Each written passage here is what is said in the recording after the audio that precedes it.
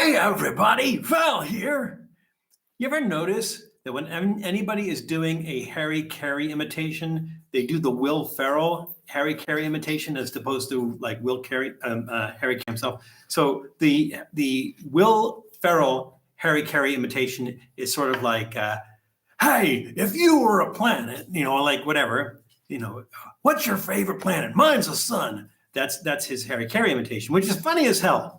And it's funny as hell to watch. But Harry Carey he was more like okay, so I'm enjoying this really nice piece of steak. That's a triple play right there. I'm enjoying this really nice piece of steak, and all of a sudden, so that's more like how Harry Carey actually talked. But hang on, the Prince of Darkness wants to come up. Here it is. However, I think because of the way Will Ferrell exaggerated, it made it funnier. I'm off center here for some reason. Let's see. Is that better? That's a little bit better, right? Yeah, it's a little bit better. All right. So it is time and people are pouring into the room. It is only 1:00. No, I'm going by the number of the amount of time that has passed by. It is 3:01 my time, which is like central time in the US. And I am seeing already 5 people in the room, and that's actually good. So Doodle smells meat. We are having a meat fest today. We're having a Colombian meat fest here today. Now, I am happy to share this with you, except I can't really share it with you because, you're there and I'm here and there's all that electronics in between. But I will share it with you, and I will share kind of a little bit of Colombian cuisine. We'll kind of eat it together.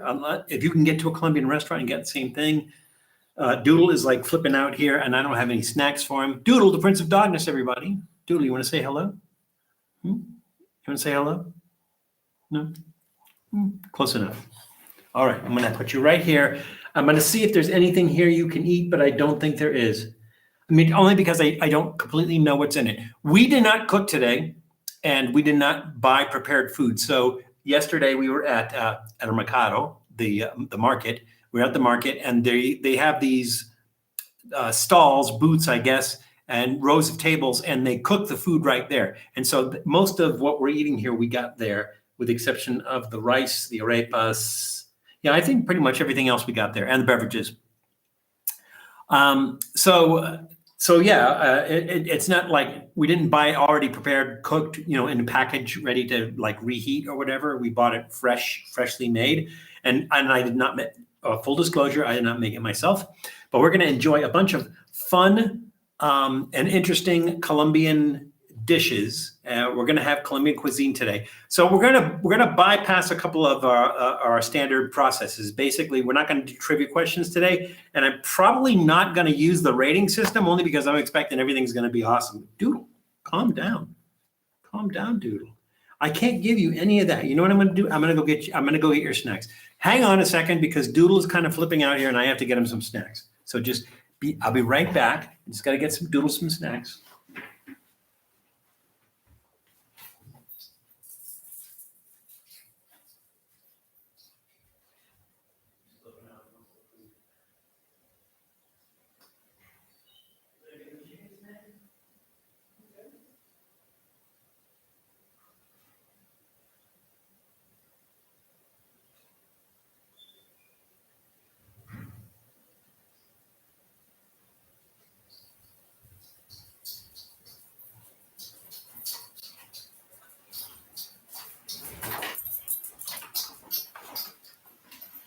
Okay, let's see if this works. So in the meantime, let's see how many people we got in here because there's a lot of talking going on. We have Doodle, come on up here. Come up here. We have Tom. We have Ice Hand. We have Jules is here. We have, let's see, who else? Miguel Rangel. Am I missing anybody? Ice Hand. I think I said Ice Hand. And everybody's saying hi to each other. Doodle, come up here. Come up here. Come on up. Come on, you can do it. Come on up. You can do it. Come on up. Come on. All right. Okay, Doodle. I'm going to give you this because I don't know what's in everything else. And off he goes. No loyalty whatsoever. All right. So once again, we're going to enjoy a fine Colombian meal, everything, beverages, even dessert. And special thanks to Claudia, Mrs. Trippy Food, for helping me prepare this food or re-prepare this food. So let's see, what have we got? What did I miss? Everybody still saying hi? Oh, is Janice here? Hang on. Everyone's saying hi to Janice. I didn't see Janice come in. Oh, there's Janice. Hi, Janice. Welcome. So again, this is going to be a Colombian food episode, and I think it's going to be a lot of fun. So here is the plate, the plate that we put together. Just take a look at that. Take a look at some of that food there. It just looks awesome, doesn't it? And it is awesome. Now, let's talk, before we even talk about the food, let's talk about this. Let's talk about this platter, because we have that and we have this one. So if you notice, they look like they made it out of clay and they're black. And both of those statements are correct.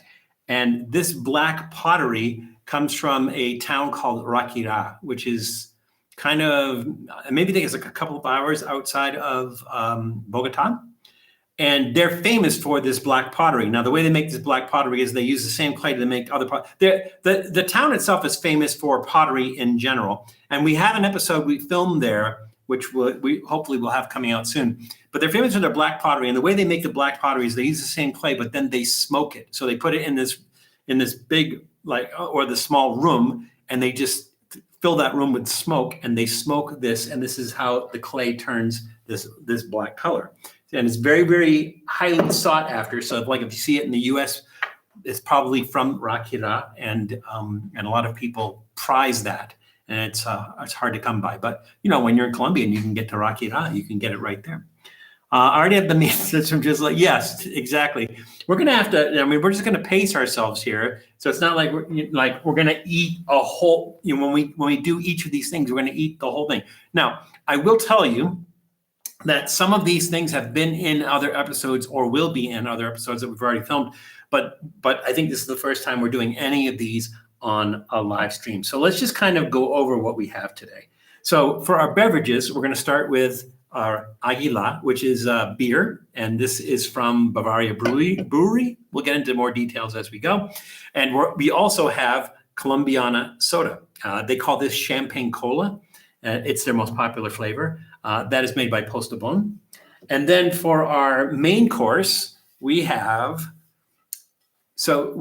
rice. Now, I don't know how hard it is going to be to see that, but you can see that like these little crusty pieces of brown rice.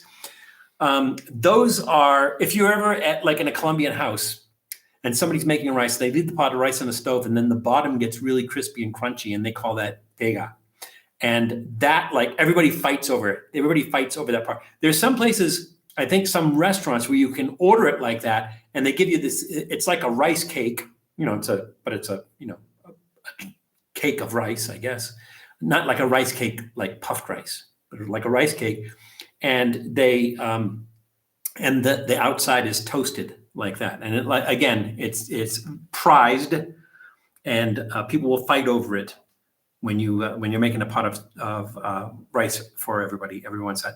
I was going to put a fried egg on top of this, which sometimes bandeja paisa, which is the unofficial national dish of Colombia, is sometimes assembled like this. The difference is that it won't have the potatoes. It will have carne molido, which is a ground meat. It might have one or two of the sausages. Might have an arepa. It might have beans, or probably have beans. It will also have chicharron. And Colombian chicharron is a lot different than, say, like Mexican chicharron, which is basically, the fried pieces that you eat out of a package.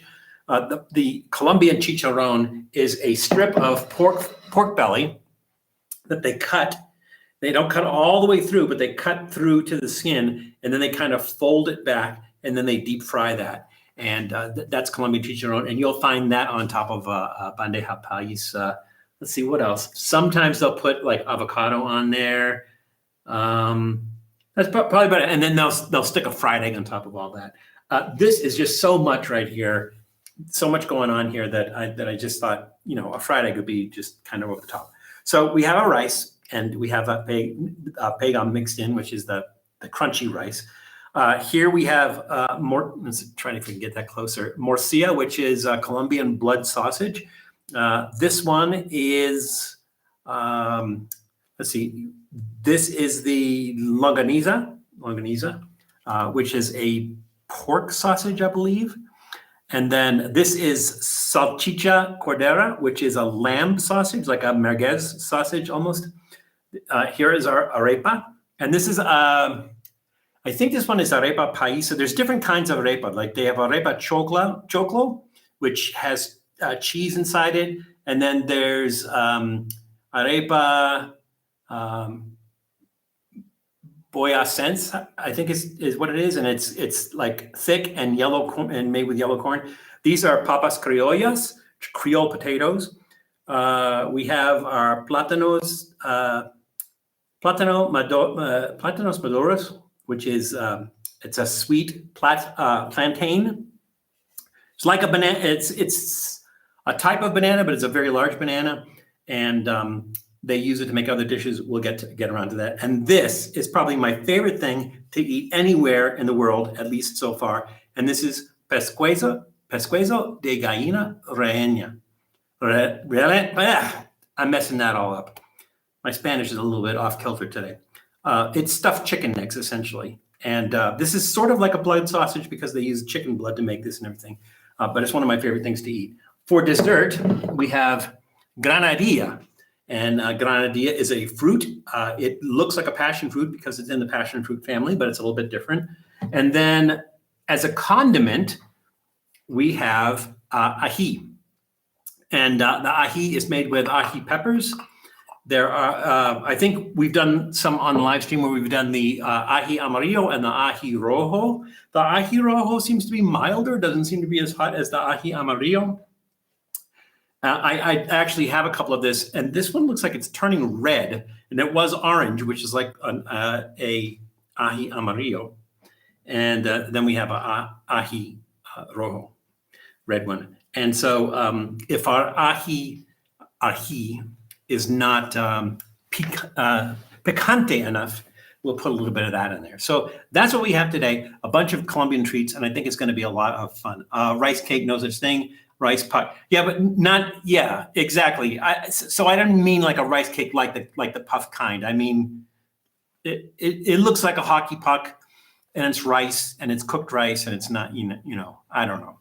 I don't have any to show you. So, chicharrón carnitas. Chicharrón carnitas. Now, carnitas is usually like a pulled pork. Or you know, it comes in chunks and everything, but they kind of break it up a little bit. And chicharrón is kind of like a different thing. It's like the fried skin of a pig. They're a little bit different. So I'm not sure what a chicharrón, like I've never heard of chicharrón carnitas like the same thing in one dish or not. So I'm not sure exactly what's going on with that. So let's see, we're at 3:13. We'll wait a couple more minutes, and then we will get started. I think we'll start with our beverages. And today what I'm going to do a little bit differently is I'm going to do our adult beverage, and I'm going to do the soft drink right afterwards, because we're going to mix the two of them together. We're going to make a local drink that they drink in Colombia. So, and again, it will all be self-evident. So glad you could all make it. Glad you are here, and glad you are sharing this. Well, here it's a nice 70-degree day, because it's a 70-degree day every day here. So we'll just wait for a couple more people, get started in another minute or so, because we got a lot to get through. And might as well get started. That's fine. See, we got one more person in the room. We got 9 now. All right, so we're going to start with this. This is Águila. And Águila, again, it is, I would say it's probably the most popular beer in Colombia. So this is like the Budweiser of Colombia. And Águila, this is a Pilsner, and it is 4% ABV. So it's actually kind of light on the alcohol. It's made by Bavaria Brewery. Bavaria Brewery was founded in 1889 by Louis Kopp in Bogota, Colombia. And I think I'm going to go out on a limb, and I'm going to say that this is their most popular product. All right. So we're going to try this Created in Barranquilla, that's interesting, in 1913. Okay, so the company was founded in 1889. This says it was created in Barranquilla in 1913. So that's interesting.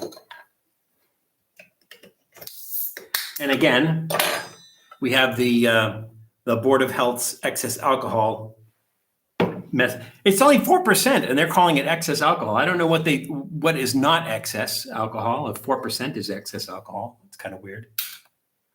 Is there a drinking age in Colombia? I don't know that. I'm not sure because I'm well past that limit if there is one, and so they don't ask questions when I buy alcohol. But I'm sure there is. There probably is. I haven't seen kids running around drinking beer. So here we go. Aguila Original. Ooh, wait, there we go. All right, here we go. I hate pouring out of a can.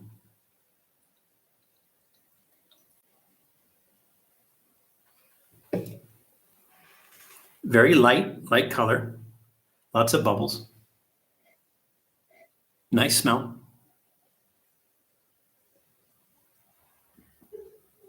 Julie, what did I say that where you responded Persian to? I was saying something and you said Persian too, but I don't know what that was a response to.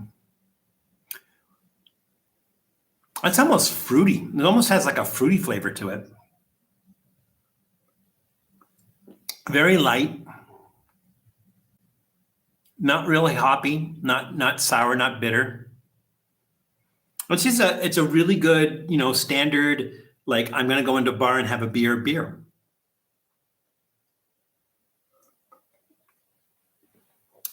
Now, typically what'll happen is you'll be at a party or a get together where somebody's making dinner and they'll just bring out a can and they go like here. And they won't even have a nice glass to pour that into. That you just drink it right out of the can and enjoy it with everybody else. The crunchy rice. Oh, they have the same thing in Iran. Left at the bottom of the pot and fought over. Yeah, same thing in Colombia. They'll always fight over that the crunchy rice at the bottom of the pot. That is actually really good. It's not like one of those things where I go like, oh my God, the flavor is incredible. It just has the notes of this or whatever. It's just a really, really good, like all round, I'm going to drink a beer. I mean, honestly. And then you also don't have to worry too much about it because it's only 4% ABV. So I said I was going to do both beverages together, and I'll explain why in a second. So our soft drink is Colombiana. Colombiana they call it a champagne cola. I'm not sure exactly what that means, but this is a product of Postobón. It is their most popular soda. We've done Postobón sodas on our live streams before. I think the manzana is really popular. The apple flavor one is really popular. And I think we've done that maybe within the past few weeks. I think we did a Postobón manzana. But this is Colombiana. It is a champagne cola. It is from Postobón, which was founded in 1904 by Gabriel Posada and Valerio Tobón. So they took the first part of one name and the last part of another name and put it together and made it Postobón. So founded by Gabriel Posada and Valerio Tobón in Medellin, Colombia. And again, Colombiana was their first product. It was when it first came out, it was originally called Cola Champagne. But now it's called Colombiana. So we're going to try that and see what they think champagne cola tastes like.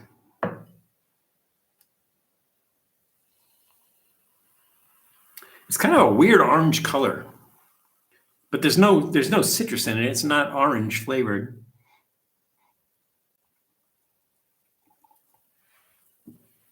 I'm gonna tilt this down just a little bit. There we go. That's interesting. It's kind of syrupy. I can't really say that it tastes like, to me, it doesn't taste like a cola. It kind of hints at cream soda. It's almost a little bit like a cream soda and then not. It's not sweet enough to be candy-like. It's really odd because it almost tastes like there's artificial sweetener in there, but I don't think there is. Let's see. I am not seeing any kind of sweetener in there. Oh no, there is artificial sweetener in there. Sucralose. Sucralose. Okay, so that explains it. And it's funny because I didn't get like a 0-calorie one or anything. Let's see, how many calories do they say is in here? It's 20. Okay. So this is not like the original Colombiana. This is the light Colombiana, which is why it probably has that kind of artificial flavoring taste. So I'm going to say it's kind of like, I don't know. I just wish it didn't have that artificial taste. I wish we had gotten an actual Colombiana with the sugar in it. But they're really hard to, for some bizarre reason, this is really hard to find right now. So we had to go to 3 different places just to find this. So here's what I'm going to do. Now, in Colombia, they have a drink called refajo. And refajo is half beer, half Colombiana soda. So we just happen to have both here. So I'm going to do, let's use this and do another half a glass of the beer. And voila, we have refajo. So let's try this. I don't know if I should stir this up a little bit. I don't have a spoon.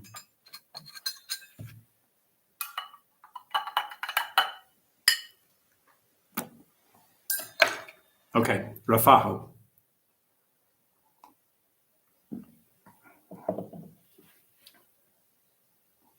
That's not bad.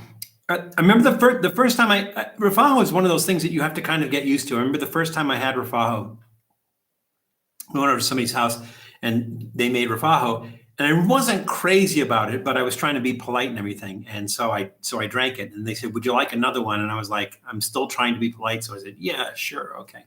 And the first few times I tried it, I wasn't really crazy about it, but it kind of grows on you, and it's not something that you would want to drink all the time, but it makes for an interesting drink. And this is something that they drink all over Colombia, refajo. I think you're right, Jules. Julie said Colombiana is easier to find at Market Basket than it is in Colombia. And I think at this point in time, you might be right. Okay, so those are our beverages, our adult beverage and our soft drink. And let's move on to some food, shall we? So again, I have my ají, and our ají is a condiment. This one is kind of odd because this one has, well, there's some chunks of onion in there. I see tomato, and it has cabbage in it, shredded cabbage in it, which is a little bit unusual. I don't see peppers in there, like ají peppers in there. Let's just take a little bite of this and see how spicy it is.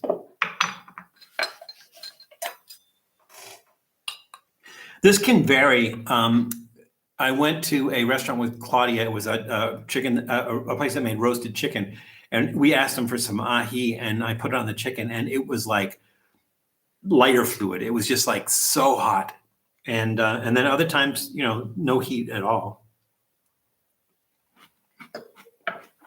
That's kind of sweet. Oh, there's a good. Yeah, that's got a kick. It's a little salty too. But everybody makes ají different here in Colombia. So go into any restaurant, you ask for ají. Everybody makes it sort of like salsa. Go to a Mexican restaurant and get salsa, and sometimes it's creamy. Looks like they just put tomatoes in a blender. And then other times it's chunky and it almost looks like pico de gallo. So, ají is one of those other things that can vary. So again, decent amount of salt in there. I can taste the salt in there. It does bring some heat, but if we decide we want to make it a little bit hotter, we can either put some of this in there or some of this in there.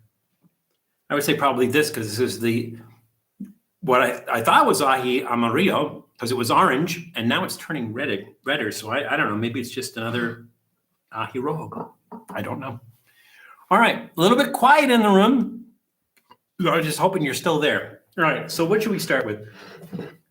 The rice is going to kind of be like, I'm gonna try a little bit of the crunchy rice. I'll get a little bit of the crunchy bits here.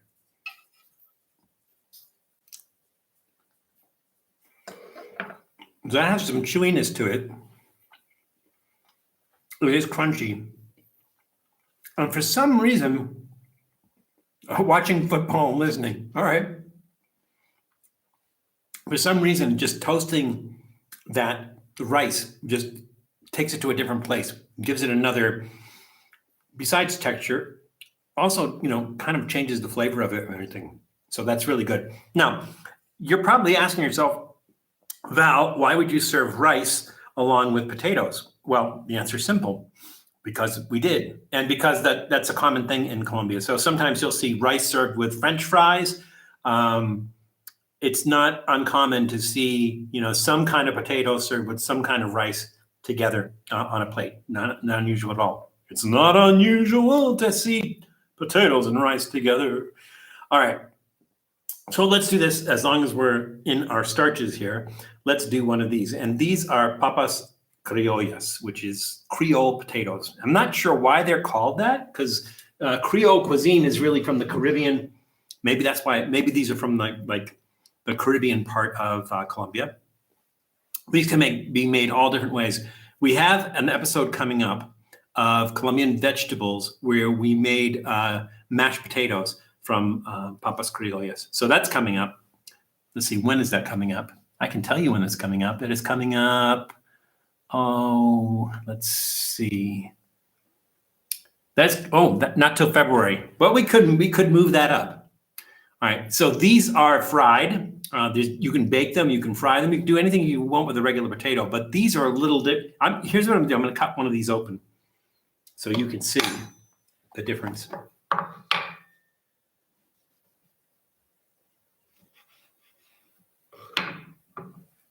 So you can already see, there we go. So you can already see the differences. These are yellow on the inside.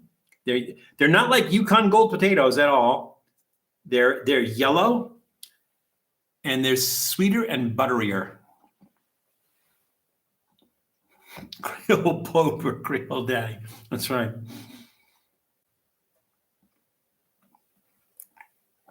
Or the Creole lead singer for Ghost. Oh, those are really nice. So frying them kind of crisps up the skin, but then inside it's still creamy and buttery and sweet. A little bit of salt on top of those. Really, really nice. If we were doing the rating, that would get a thumbs up. All right, so now let's start with our. Here's what I'm going to do. So we have our arepa, and again, I mentioned arepas at the beginning, and they're usually served with meals, and sometimes arepas are the meal themselves. So they'll put things on top of arepas. I think in LA, Hollywood, Burbank area, there is a food truck called Sus Arepas, and what they do is they'll take an arepa like this, and they'll stuff it with all kinds of different stuff, and they'll fold it over, and you eat it like that, sort of like a taco. And they stuff it with a bunch of different and interesting things. They have one like it's Korean, and they put gochujang and some other stuff in there. Like I think it's like bulgogi or something like that. But these it's kind of served like you would serve bread on the side with a Colombian meal. You always have arepas. So I'm just going to kind of leave that for now, and then maybe like when we eat some more of this, and we'll get to that. Let's do this. Let's get the sweet one out of the way. So this is plantain. This is plátanos maduros, which is a sweet plantain. Now, plantain, you've probably seen the really large. They look like bananas. They're in the same family as bananas, but technically they're not bananas, and they're really large. Now, usually they cook with them. You can eat them raw, but they're like when they're green, they're impossible to eat. You just can't eat them, and so usually they're used for cooking. And they one of the other names for it is actually cooking banana, but this one is sweeter, and it's because that this one is ripe. So they will make it like this when it becomes ripe, and that the green banana turns yellow, and then sometimes they wait till it almost turns black, till the skin on it actually turns black, and that's when it's the ripest and it's the sweetest. So you can see by that cross section, it's a plantain. It's in the banana family, and this one is fried. So let's take a piece of that and try that. I'm going to cut it on the cutting board so I don't ruin that fine rakira platter. Let's just take a piece like that. There we go. And this is going to be served kind of like as a side with a lot of Colombian meals. You probably get like a couple, maybe smaller pieces like that, and you probably get a couple of on the side and everything. But it's a very common thing to see on a plate when you're having a Colombian meal, is to see, a couple of pieces of this on the side. You can eat them raw, but you probably don't want to. Jules, you keep pushing it, and then when I come up, we're gonna have to buy a plantain and eat it raw just for fun. No, most people don't eat it raw. And it won't hurt you. It's just kind of physically difficult to do that. Oh, that is sweet. Julia, I wasn't letting you eat anything raw that you can't eat raw. Good to know, Nashies. And welcome. I didn't see you sneak into the room. Nashies, welcome. So I take it that you've eaten the raw plantains before, Nashies?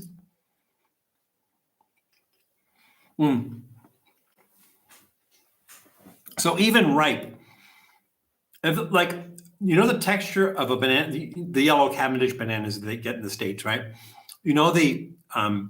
The texture of the banana when it's like just still a little bit green, not quite completely yellow.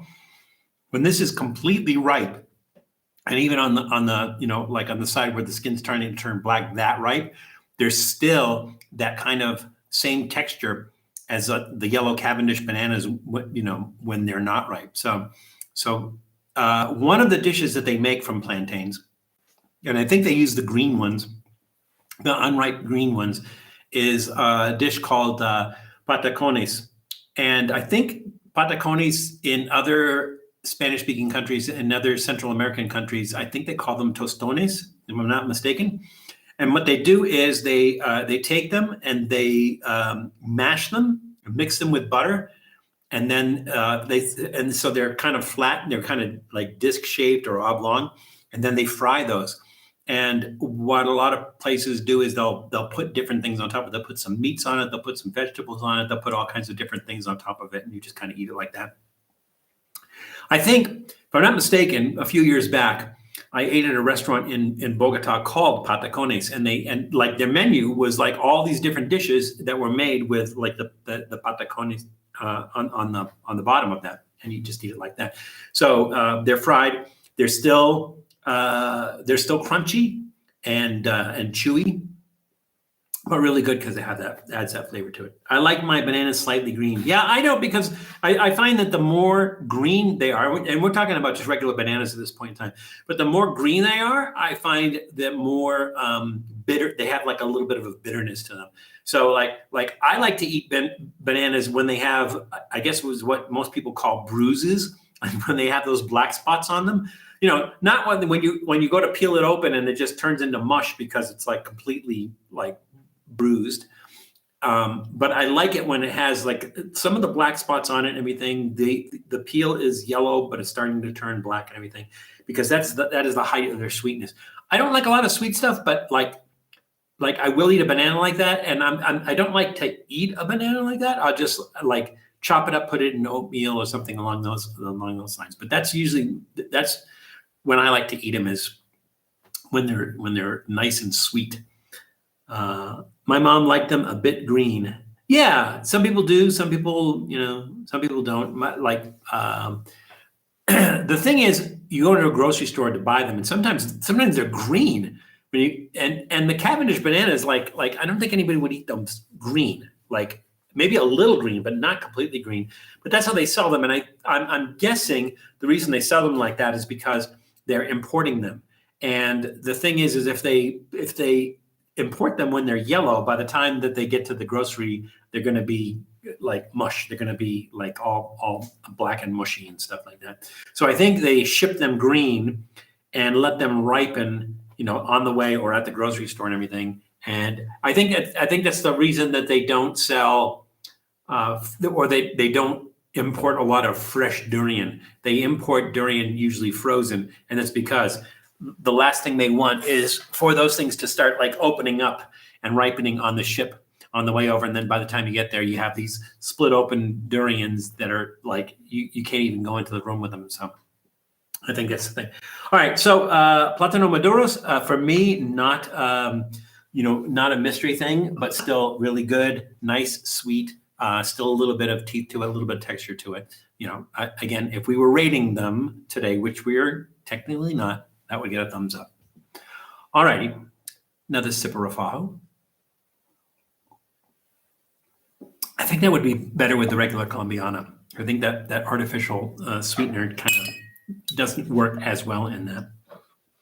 Maybe we'll just go back to the Aguilar. All right, so now we're into our meats.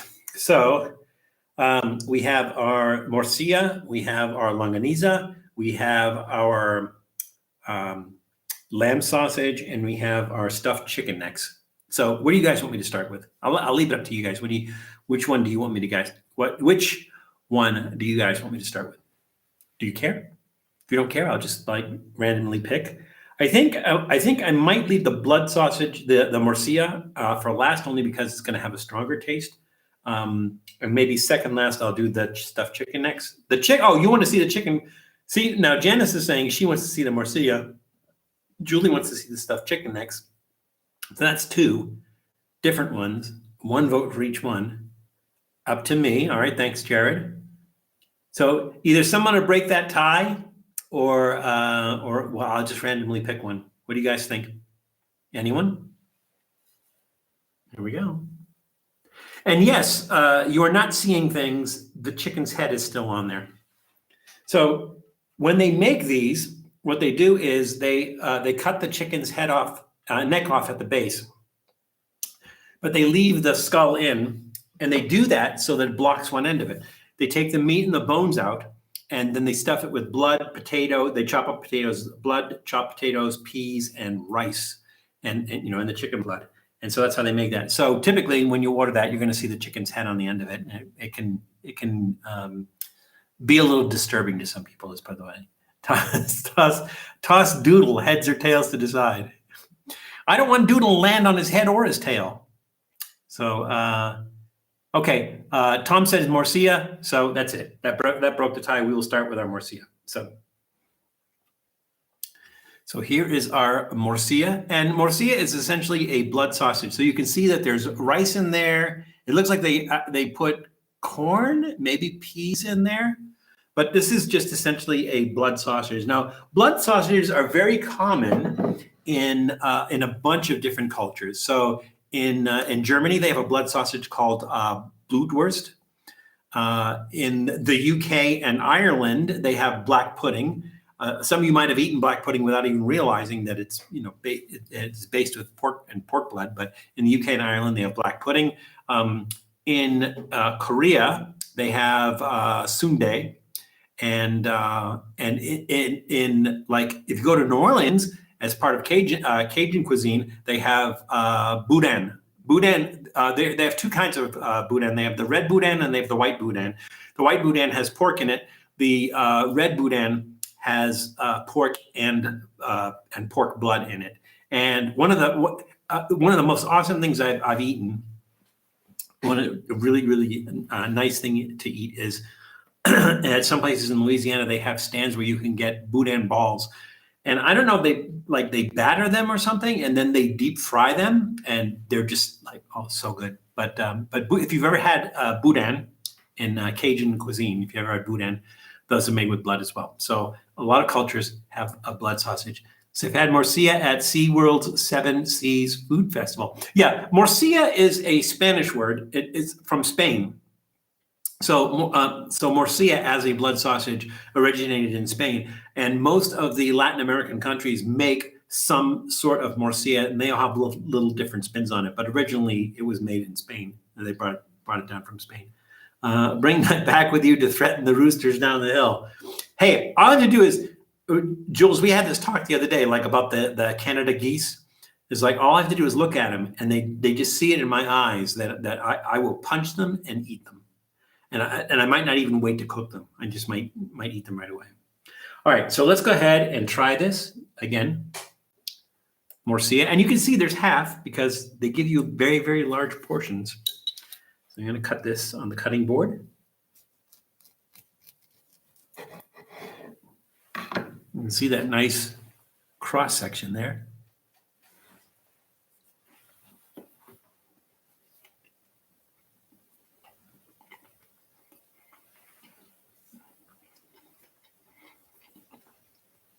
I think when they make this, they let the blood dry a little bit, so it can have that little dry texture to it.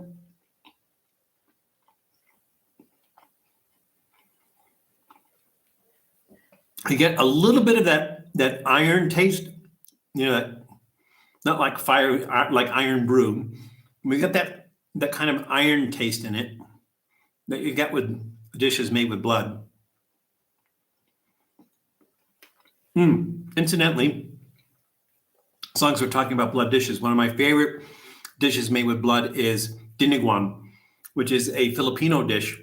They call it chocolate meat because it's that color. It's the color of chocolate. There's no chocolate in it whatsoever. It's made with pork and pork blood, and it's kind of like a stew. And usually they put like peppers, like vinegar peppers in there as well. Really, really nice. I think, if I'm not mistaken, we did an episode of Trippy Food called the Trippy Food Blood Fest. And I think we did a bunch of different blood sausages or foods made with blood on the Trippy Food Blood Fest. So Dennis, if you can, I don't know if you're in the middle of doing something, but if you can, see if you can find the Trippy Food Blood Fest episode and post that. Because a lot of those blood sausages I just talked about, we did there. That is really, really good. Always one of my favorites anyways. Again, some of these dishes, some of these things that I'm trying today, it's not the first time I'm trying it, but I'm just sharing them with you. So what I'm going to do, I'm going to put a little bit of the ají on some morcilla. And again, like I said, sometimes, the morcilla is like finely diced stuff. It doesn't usually have cabbage in it. This one's really unusual. This one has red onion in it, which I think is also unusual because usually it has white onion in it. And it has one of those like amarillo ají, ají amarillo or ají roja. So let's try this. Thank you, Janice. That will be fun. A lot of people can't nashies. A lot of people can't. I think it's a mental thing. I'm not calling anyone mental.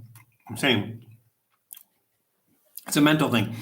There's a couple of things, like some people are very visual, right?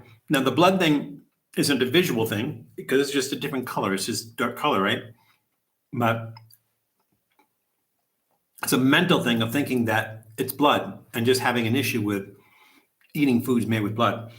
The other thing is being a visual person, and being a visual person, like for instance, Claudia likes this, which is the stuffed chicken necks. She likes the stuffed chicken necks, but she doesn't like it with the chicken's head on it. She doesn't want to look at the chicken. She doesn't want to know that this was an animal.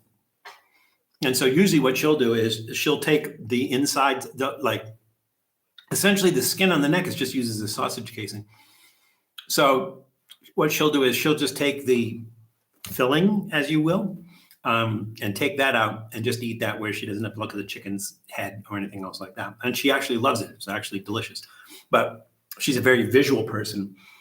And it's, like she has eaten capybara because basically it's just a piece of meat. They bring it to the plate, it's just a piece of meat. That's all she's looking at, a piece of meat. But I don't think that she would ever do guinea pig because it's really, you can't really take the meat off of a guinea pig and put it on a plate. You end up filling up a cup about that big. So most serve it up on the bone, right? And I don't think that she would be able to eat that if she saw that guinea pig sitting on the plate. So some people are visual people and can't get past that, and other people are It's kind of like a mental thing, like where they're thinking I'm sort of like insects, right? In Colombia, we didn't do these. I have to get some more soon. They have the Colombian leafcutter ant, which they call hormigas culonas, which literally means big ass ant, and those are a delicacy down here. So I think I want to say they come from the area and around Bucaramanga, and basically what they do is the females come out of the nest in the spring and they swarm. So basically they have wings, the female ants, and the females are larger than the males. So they come out of the nest and then the locals catch them with nets. They pull the wings off and then they roast them or like fry them. A little bit of salt, a little bit of garlic, maybe, might add something to it. But they kind of, just roast them. And then it's just a snack and they taste like bacon flavored popcorn. But if you're a visual person, you're looking at an ant and you're putting an ant in your mouth. And some people just like have a really hard time with it. For some entry level insect eating, they do cricket flour. So basically you use this cricket flour the same way you would use other kinds of flour, but it's made with crickets. So they basically roast the crickets and they grind it up and they make a flour out of the crickets. And so you can eat insects without the visual of having to eat insects. But then again, it's a mental thing for some people. And the thing is, just because they know that this flour is made from crickets, they just can't eat it because they're like, I can't eat insects. So it is for many. It's a taste thing with me. Oh, a taste thing. Grew up on German food and like all the rest except Bluesfest. Yeah, that makes sense. I like blood sausage, but only the pork. Have you had other types of blood sausage, Tom? Like beef blood sausage? Because usually they use pork blood. I don't know if they use other blood. I can't. Okay, we already got that. So if I missed it, just to mention it, Janice posted a link to the Trippy Food Blood Fest. So when I mentioned those, I think we did Blutwurst, if I'm not mistaken. I think we did black pudding. I know we did sundae. We did not do boudin, and I think we did. The Filipino dish as well. So check that out when you get a chance. Janice posted a link. Thank you, Janice. I mean, packaged food includes a lot of insect parts. It does. There's some things that are just acceptable from the USDA as far as insect parts, and it's one of the things is it's just like it's a visual thing. It's just a different type of protein. You can actually. I'm not going to say you could end world hunger, but you could put a damper in world hunger if you raised insects for food. They require a very small amount of space. They don't require a lot of food like a cow does or a goat does or something like that. And they're high in protein, low in fat. I do not recommend going outside and catching insects and eating them because A, they have a tendency to pick up pesticides outside, and B, they can pick up parasites and stuff like that. So you don't want to eat insects. But there's a lot of places that raise them for food, especially like if you go to a pet store. Pet stores usually they'll have live crickets that they raise for like lizards and stuff to eat, snakes or scorpions, things like that. And they're completely edible. So you just roast them, and they're absolutely delicious. But again, it's a visual thing for some people. Like I think if you probably went to a nation where the people were starving and you made them insect dishes and everything, they wouldn't blink twice. They would eat that and say thank you. So we should never normalize things like insects. Yeah, honestly. So not only insects, but think about from the standpoint of meat, right? So let's say you kill a cow. You should do like the indigenous people did, and basically you're going to eat.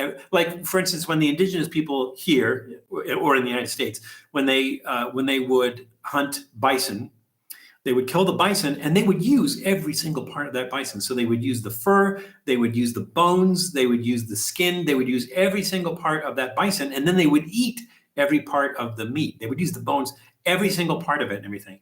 It's kind of I think it started in the 90s. They had what they called the nose to tail movement, which was basically eating every part of the animal. And this really wasn't something new. It's just in gastronomic terms, it was something new. It was like these restaurants were saying, like, we're going to take these organ meats that typically butchers would throw away. Yeah, if you want that, that's 50 cents a pound, and we're going to elevate that. We're going to do things with livers and kidneys and hearts and things along those lines. And basically, it's about not wasting. And I don't know that people feel bad about, I feel bad that an animal had to die to so that I could eat this burger or whatever. So do the animal justice by consuming the whole animal, right? And so and that's the thing. And some of those things I will admit, some of those things might take a while to get used to, like liver. Some people just do not like the taste of liver. My advice to you about eating liver is don't go to like Piggly Wiggly and get a frozen piece of liver that's been frozen and then sliced into a nice even form. It's going to taste terrible. It's going to be mealy. It's going to have a terrible texture and everything. Go to some place where there's fresh beef liver, grill it like a steak and everything, and it's going to be really good. And again, it might be one of those things that takes some getting used to. And it's a filter organ, so you don't want to eat it all the time. It's going to be high in cholesterol and stuff like that. But yeah, we should normalize consuming every single part of the animal. My uncle had a dairy farm. When he slaughtered, he would make a beef blood sausage. Maybe it was the spices, but I didn't like it. Maybe, but again, typically beef blood isn't used for blood sausage, so that's something unusual, and maybe it does have a different flavor or something. So, and you're right, maybe it is the spices, because everybody who makes sausages makes them different. All filter organs I've ever tried taste like filter organs. Me no like it. Yeah, like one of the ones that'll always be very, very strong, and for me, it's kind of like one of those things. Like I'll eat it every once in a while just to eat something different, everything, but it's not like one of my favorites is kidneys. So like the best way to have that is like in a steak and kidney pie with, made with Guinness steak and kidney pie. Those are actually pretty good. And it kind of mixed in with everything else in the pie and everything. It just kind of makes it a little more palatable than just, eating a grilled kidney. So, yeah, filter organs and stuff can be challenging, but again, we kind of owe it to nature.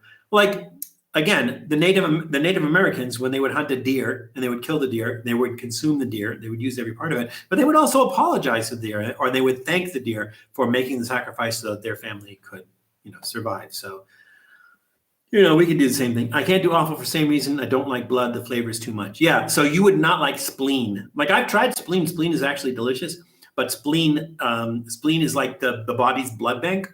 And so if you don't like the taste of blood, you would hate spleen.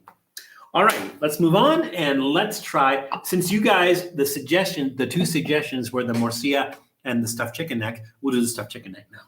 So again, I will preface that by saying that this is one of my favorite things to eat anywhere in the world. And I'm going to say so far, because I haven't eaten everything everywhere. I haven't been everywhere in the world. I haven't eaten everything.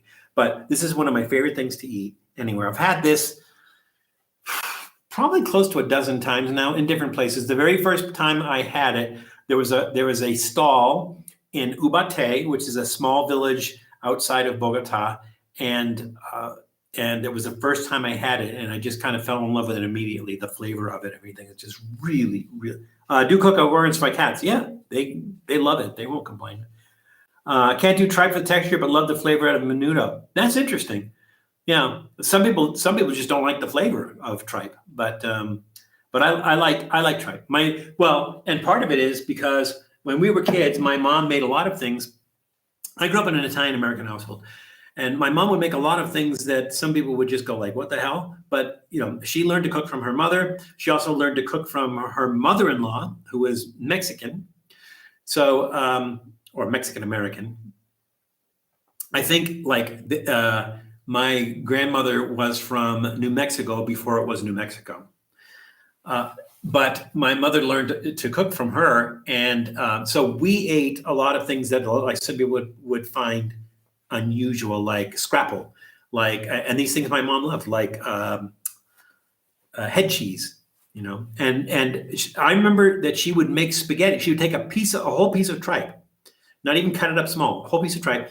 And I don't remember how she cooked the tripe, but she would put it on top of spaghetti and then put the sauce on top of that. And when we were kids, we ate that. We didn't think anything of it. We didn't even ask what it was. We didn't say, like, what part of the animal is this from, Mom, and everything. It was just something she put on top of spaghetti. We ate it, and we actually liked it. So, you know, it is what it is. I cook chicken liver for our dogs. I love chicken liver. I love chicken liver. So here's a funny story. So my friend Jim, he was he used to come over to my house all the time, and this is at a time when I had the apartment downstairs from where my mom lived. And when my mom would cook turkey, she would take the giblets out, and she would usually use the giblets for making stuffing or dressing. Here's a trivia question for you: what's the difference between dressing and stuffing? But if she was going to make dressing or stuffing, she would take the giblets and she would use that. But sometimes she would take out the liver and she would cut that up, and she would cook it for me because she knew I liked it, and she would cook it for me. So one time my friend Jim is over, he's downstairs. My mom comes down with this little dish, and she's chopped it up into small cubes. She's chopped the liver. So she put it on the table, and immediately I think Jim thought it was chocolate or something, and he just reached in and grabbed a handful and put it in his mouth.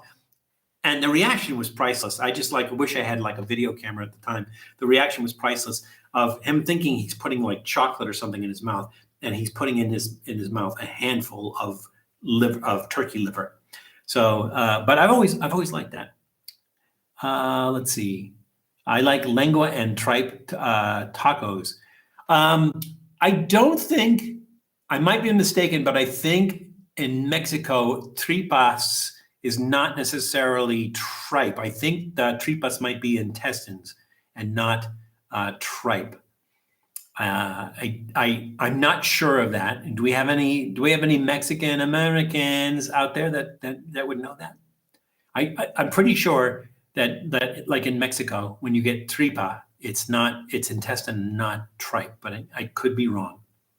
I lied. I do eat liver sometimes. I love leberkäse. I'm not sure what that is. What is that, Nash? It sounds like something I haven't tried, and now I have to. I like liverwurst. Liverwurst is delicious. Or Braunschweiger.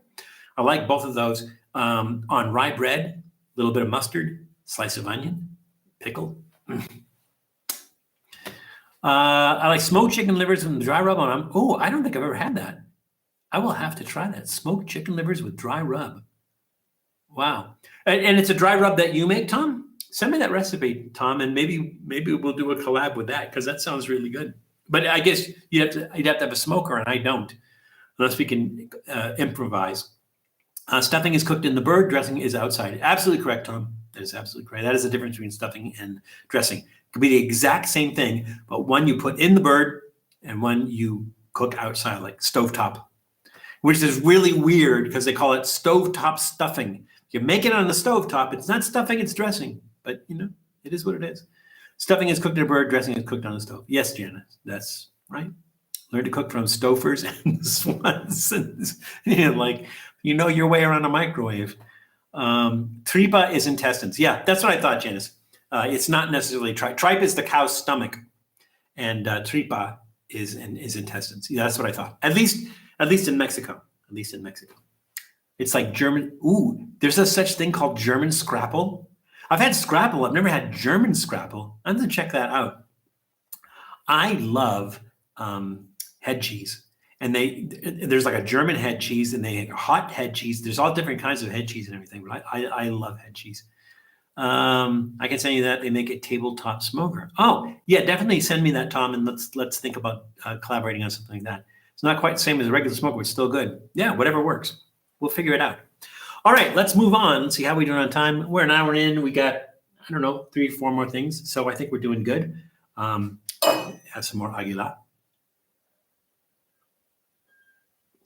So I will share with you Colombian or I guess it's Spanish in general, is you really have to watch where the accents are. So some things are very, very easy to mispronounce if you don't look for the accent. So sometimes it's a very, very tiny accent over a character, but it'll tell you how you pronounce that. So like typically people say Aguilar. And if it says Aguilar, then the accent is over the A, but this one doesn't actually have an accent over it. So I think most people say Aguila, being that there's no accent over the A, but it's pronounced Aguilar. But a lot of times in Spanish, you do see things that have the you do have the accent on it. Let me see if I can find some example in writing here that will tell you. So like here, I don't know if you can see that the word. Ooh, let's see if we can get that in there without all that glare. There we go. So like that word, we look at that, we think information, right? That is información. And again, we put the accent on the O-N, información, because that's where they put the accent. So when you're learning Spanish, look for the accent and it'll kind of tell you how to pronounce it. Not always, but most of the time. All right, so now let's see, okay, we're good there. So let's see, what are we gonna try next? Let's do, oh no, we said we were gonna do the stuffed chicken next, right? Okay, 1 second, I just wanna clean some stuff up here. Okay, so again, these are stuffed chicken necks, and you can see it still has the chicken still has the head on it. And what they do is they cut it off at the base of the neck. They take the bones and the meat out. They stuff it with blood, the chicken blood, cut up pieces of potato, peas, and rice. Now this is, in Colombia, you have departments, and departments are very similar to, if you're in Canada, think of them as provinces. If you're in the United States, think of them as states. It's sort of the same thing. So here in Colombia, they have departments. And this is something that you find in the department of Boyacá. It has an accent over the A, so it's not Boyacá, it's Boyacá. So these stuffed chicken necks are something that you would find in Boyacá. And that's why it seemed like for a long time they were difficult to find in Bogotá, because Bogotá Bogotá is a federal district. It's where the capital of Colombia is, and it's a federal district, just like Washington D.C. is in the United States.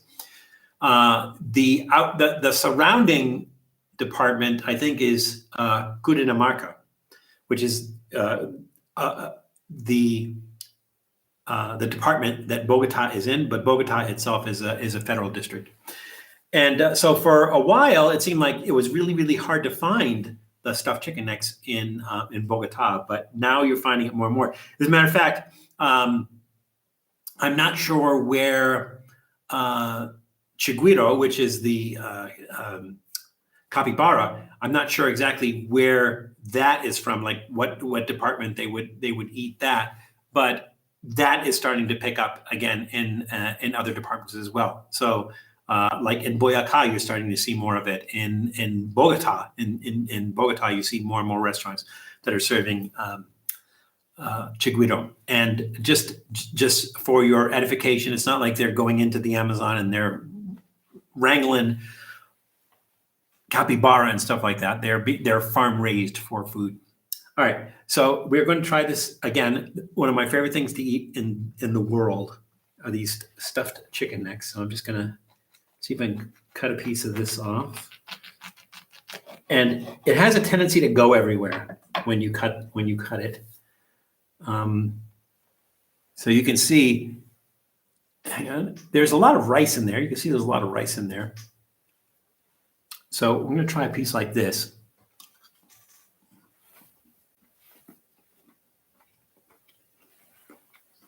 Our skin is kind of chewy. They use a variety of spices, not spicy spices.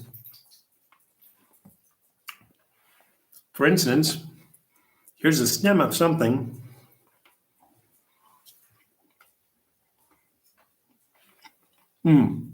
That skin can be a little chewy, but the flavor's outstanding. That's really nice. So now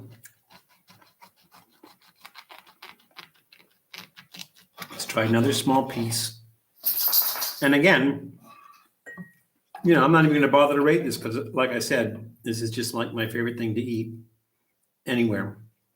So far, I'm still young. So I tried to cut a small piece and it all came out. So you can see what the inside of that looks like. And I'm going to put a little bit of ají on that. I haven't put ají on that typically, but again, it's a familiar flavor, and so let's do something different with it.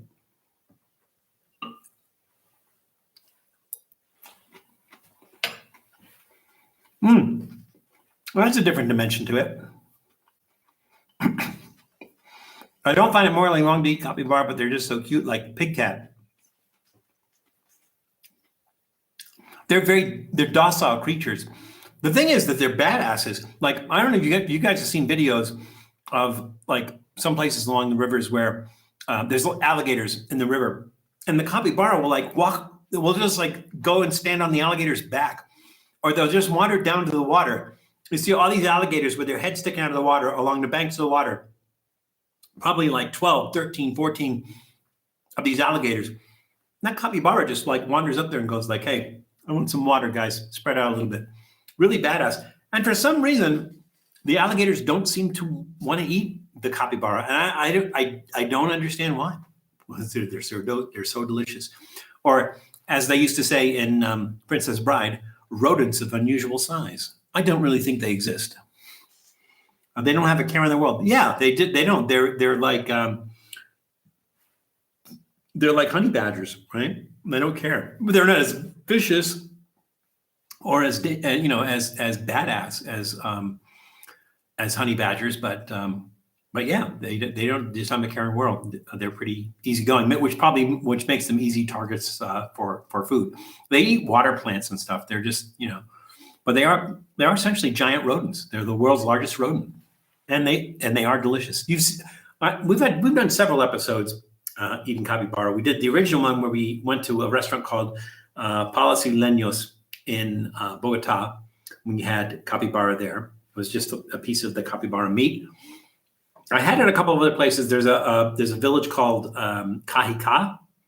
You can take a train from Bogota out to Cajica, and one of the asaderos out there had ate it there. And then just recently in Villa de Leyva, there was a vacant lot where they were roasting chigüiro, buffalo, and I'm saying buffalo, not bison, buffalo, and I think like pork leg, and it was like outstanding. So yeah, their food, and I don't know. Like, I guess you should feel as guilty about eating capybara as you do about eating cows, if that's your thing. But it is what it is.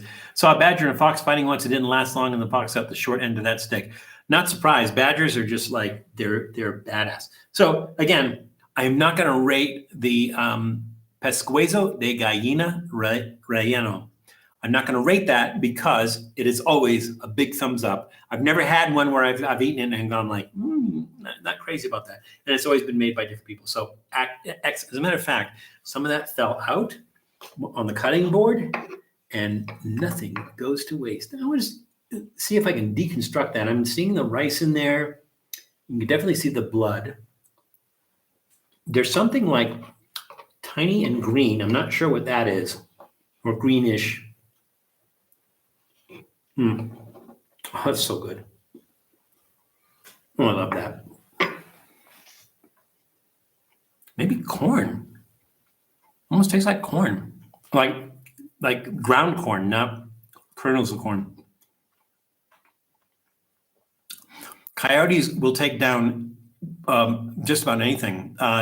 Julie lost one of her dogs to coyotes.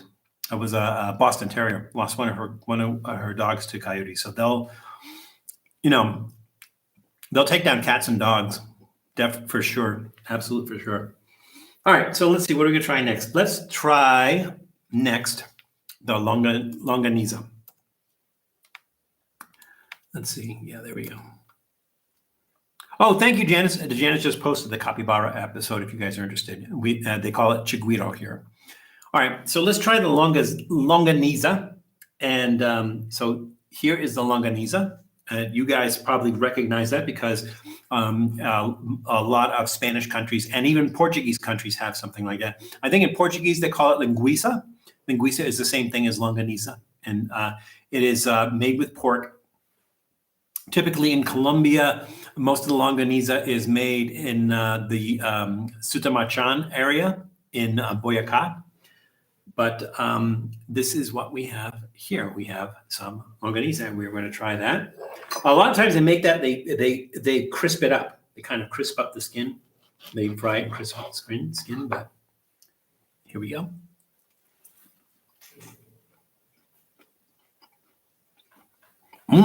That has a lot of flavor.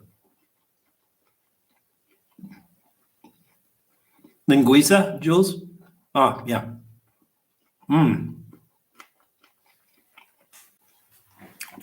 Nice level of spices. They use a lot of paprika in there. It gives it that red color.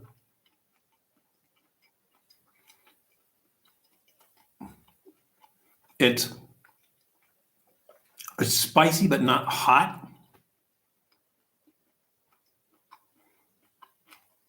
Now, I can remember going through, I think it's Chiquinquirá, I think it's called. There's a town, I think it's Chiquinquirá, and going through there and seeing places where they have these, they're hanging outside. So they've made the longaniza and it's just hanging outside. So as you go through that area of Boyacá, a lot of those places, you actually see the sausages out hanging on, they're selling them on carts, just cutting off links of them, a bunch of links. A nice linguist, slow roasted, that'll shut them up. Coyotes have come hunting for my cats anywhere. We get them a couple of times a year. Yeah. In Hawaii, they call them Portuguese sausage. Well, that's essentially what it is. It's just that the Portuguese call it linguiça. That is really tasty. And again, I've had this. I don't know if I'm not sure if they fry it, but the or kind of the way they roast it, everything. But the skins get nice and crispy, and that's really nice. This one is not so crispy, so I'm going to take a slice of that, and I'm going to put some of the ají on that. Let's see, time-wise, oh, we're doing great. You're doing perfect. You can see, oop, over there, big piece of red onion there.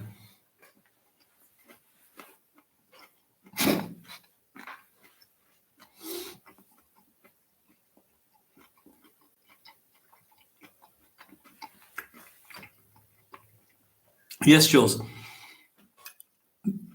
They're very famous for their longaniza. In the Mexican city of Oaxaca, that's tasty. That's really tasty. That's good. I like that. The one disappointment, if there is to be a disappointment to have in this meal, is I'm not going to be able to do goût mélange. It would be very, very difficult to do goût mélange with this. All right, so let's try. Let's go to, again, if I was doing, a rating, absolutely thumbs up on that. Actually, really, really delicious. Haven't had a lot. I haven't had it quite prepared like that before. Really delicious. So now we're going to try salchichas cordera. And salchichas cordera is a lamb sausage. It's influenced by, but not imitating, merguez sausage. And it gets a lot of its red color from paprika. But this is a lamb sausage, and you'll find this in Boyacá and Cundinamarca departments. Both of them you'll find this. Let's just cut off a section of that. And again, remember, departments are states, like states or provinces, right? We like linguiça with rice. Now, do you like take it out of the casing? Like, do you eat it loose, Janice, with the rice, or do you just eat it with kind of cut it in rings? Color looks like Chinese sausage or flavored with aso. Oh my God! So Jules, I don't know how many people know this. So Jules says flavored with aso, right? Aso is a brand of It's like, Jules, would you call that like a sweet and sour sauce? Essentially, but it is a brand name. And the thing is, I think it's only manufactured, it's only available in New England. So we grew up with it, but if you go anywhere else, like you go to like a place like LA that has a huge like Chinese community and everything, they won't know what you're talking about when you talk about aso sauce. But it's like a sweet and sour sauce. It comes in a jar about that big. It says aso on the label. Almost like a sweet soy sauce or something. We cut linguiça in rings and pan fry them. Oh yeah, that'll work too. So what do they cook Chinese spare ribs in elsewhere? So again, that whole thing about Chinese spare ribs is not really a Chinese thing. It's a what's the word? It's a Polynesian thing, right? So the thing about Chinese food in Massachusetts is you can find authentic Chinese restaurants in Massachusetts, the Boston area. You can find some authentic Chinese restaurants, but not a lot of them. For most people in the Boston area and in Massachusetts in general, most people, when they think of Chinese food, they're thinking chicken fingers, spare ribs, the roast pork, crab rangoon, fried wontons. So, and basically, those restaurants, even though they call themselves Chinese restaurants, are serving Polynesian food. It's Polynesian. And the thing that should give it away is like they have a poo-poo platter, and the poo-poo platter has this little like thing of sterno in the middle with flames on it, and you just kind of hold everything of it. But typically, if you're in the Boston area, and maybe the new generations are different, and maybe it has evolved to being more traditional Chinese food.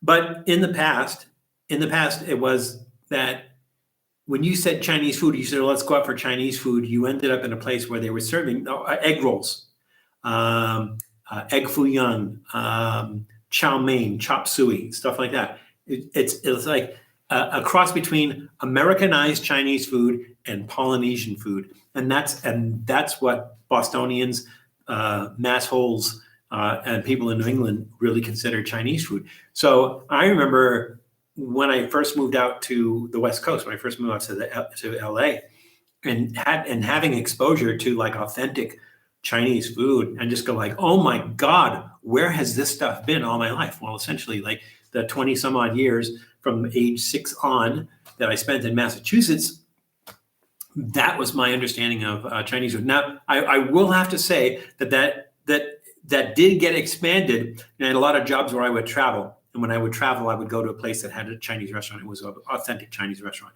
So now it's kind of like San Francisco, like Chinese restaurants in San Francisco. It's kind of my judge of how good a Chinese restaurant is. I go in there and I go like, how many frog dishes do they have? How many dishes do they have that have frog in it? That's what I base it on. It's like I go into a place and I'm looking for how many frog dishes they have. If they have one frog dish, I go like, okay, this is going to be okay. If they have like 2 frog dishes on there, I'm like, I'm in heaven. I found the right place. There's nothing Chinese about Chinese food. Yeah, Jules, that's like I said. I think maybe now, especially like after the Vietnam War, you had a lot of Vietnamese that would emigrate to the United States after the Vietnamese War. And I remember like in some places I lived in Massachusetts, a lot of neighborhoods started springing up that had a lot of Vietnamese people in there. And, the locals are kind of like, oh, what are those people doing here? Blah, blah, blah. They were hard, or they probably still are, but these immigrants that came over here from Vietnam were hard workers. And basically what would happen is you might have a family of 20. And when I say family, I don't mean like 2 parents and 18 kids. I just mean, like maybe there's the grandmother and the grandfather and, uncles and stuff like that, maybe. And they would all come in and they would all work.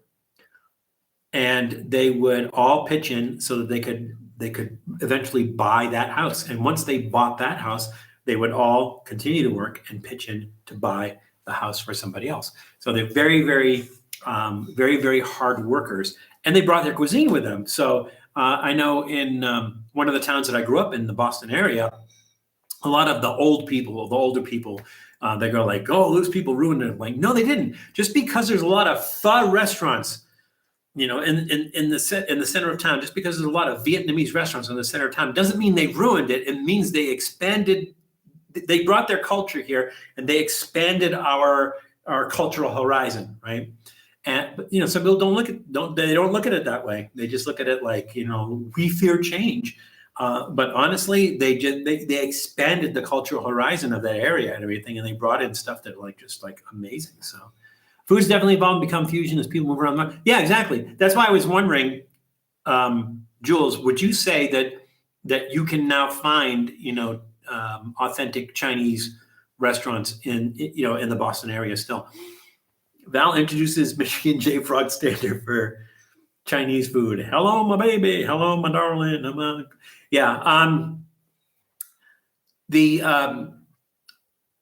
Like for instance, Jules, how long has H Mart been in Burlington? So H Mart, a lot of Asian groceries have a, I don't want to say a bias, but they have a focus on certain cuisines, right? So like if you go to 99 Ranch Market, it is typically mostly Chinese, but you can find all kinds of other Asian cuisine there. If you go to Awajamaya is or Mitsuwa Market, you go there, they're typically Japanese. So they're based on mostly Japanese foods, but they have other Asian cuisines there. If you go to H Mart, shop H Mart. If you go to H Mart is typically Korean. So you have a lot of Korean, a whole lot of Korean cuisine there. But again, you can find a lot of food from other Asian cultures. And the more you have these big super groceries, Asian, Latin American groceries, same thing, same deal with Latin American groceries. Once you start having more and more of these, you expand that food horizon. So H Mart introduced a lot of people in the area to Korean food. And Jules, what is the name of that? What is the name of that Asian grocery in Malden? It's 88 something. I can't remember the name of it, but I think it's predominantly Chinese. Chinese, so but not much Vietnamese and Japanese things like that. Yeah, I think there's a huge market in Portland, Oregon. It is called, what is it called? But it is predominantly Vietnamese.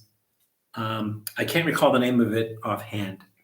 I got crickets to make stir-fried crickets there, but these restaurants, I'm let's see, willing to bet people in this area love their fake Chinese food. Yeah, well the thing is you get used to it, right? It's kind of like orange chicken. So like, where was orange chicken invented? Well, it was invented in Pasadena, and it was invented by Panda Express. It's not a Chinese thing; it's a Chinese American thing. The thing about and I hope you guys don't mind that we're kind of regressing to this, but we're here to talk about food and we're here to talk about travel and everything. So the thing about Chinese cuisine in the United States is that back in the 1800s, when a lot of the Chinese came over here, a lot of them came over to build the railroads. A lot of them were forced over here to build the railroads, but a lot of them came over here to build the railroads. And a lot of them came over there with culinary skills, and they knew how to make Chinese food. And so what they would do is they would open up a restaurant to make Chinese food, and the white Americans would go like, "What is this garbage? I'm not eating this. I'm not eating these." And so what they had to do to stay in business was to tailor their food to American tastes. So not necessarily dumb it down, but like I said, chow mein, chop suey, those were things that were invented in the United States, and they were invented to appeal to American taste, but they weren't things that you would find in China.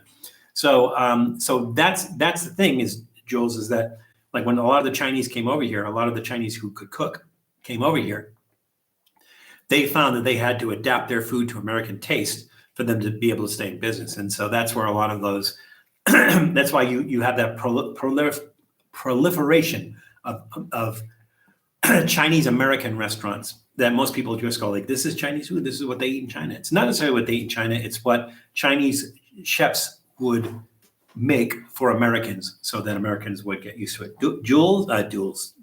Doodle, getting my children mixed up. Doodle, I know you covered those sausages, but you cannot have those sausages, so I will give you a crunchy cookie. Oh wait, hang on, you guys can't see him. I just realized you guys can't see him. So Doodle, the Prince of Dogness, everybody. Isn't he adorable? It's the only thing that saves his life. All right, here we go.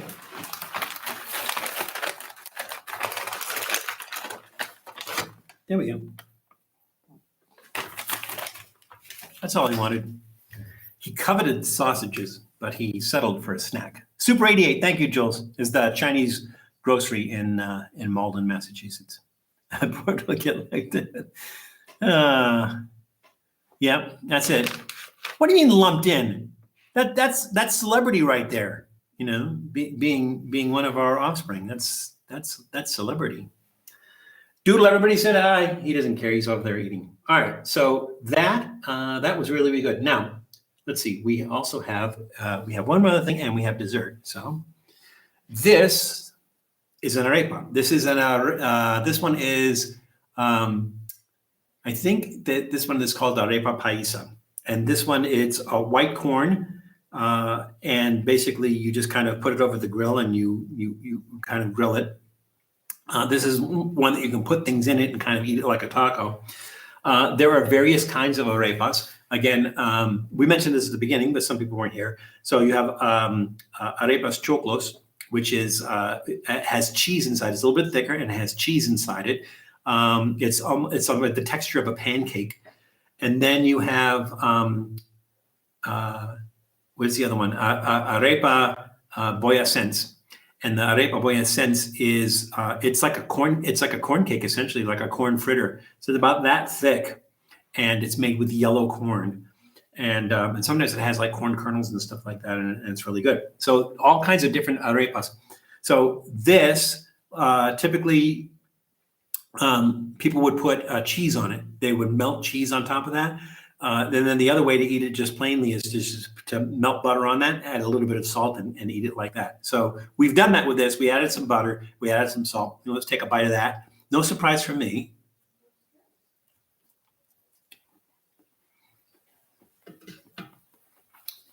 It's tasty. Here's what we're going to do. At the end of this, instead of doing goût mélange, I think we're going to use the arepa. I'm going to chop some stuff up, and we're going to put it inside the arepa. I think that's what we're going to do. So again, it's kind of like your bread, right? There are different baked like breads and stuff that they would serve with a meal, but typically you got a meal like this and everything, you're going to be served with an arepa. So we got like our three starches essentially. We have our arepa, we have our rice, we have our papas criollas. Let's go back and revisit those papas criollas, because we did those at the beginning. Again, Creole potatoes, not sure why. Just a revision or a review of that trivia question. Potatoes, all potatoes are native to South America, most of them from Peru. And then there's some other ones that are like hybrids and some ones that have been developed outside of Colombia, like for instance, the russet Burbank and stuff like that. Those are Yukon Gold. They were developed outside of the United States, but their grandfathers came from Colombia. I mean, not Colombia, I'm sorry, South America and Peru. Hey, Joshua Maxwell is here. Welcome, Joshua. Good to see you.